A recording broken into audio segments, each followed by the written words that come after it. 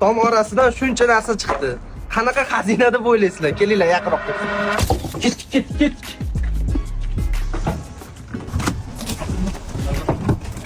Demontaj motor obunachilari uchun ajoyib eksklyuziv kontent.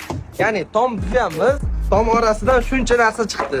Qanaqa xazina deb o'ylaysizlar? Kelinglar yaqinroq. Voy, nima bu?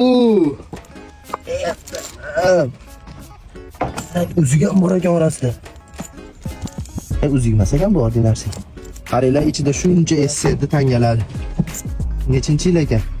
1970-1970-yillarda SSD haqiqiy katta tangasi. Shunaqangi uy buzish xizmatlarida shunaqangi xazinalar ham chiqadi-da. Qaranglar ko'pligini buni. 5 kilocha bor. Voy, bu qanaqa tangi? Bu ham xuddi o'shanday. 1 rubl ekan bu. SSD haqiqiy 1 rublliklar. Ulardan endi nima qilsa bo'ladi?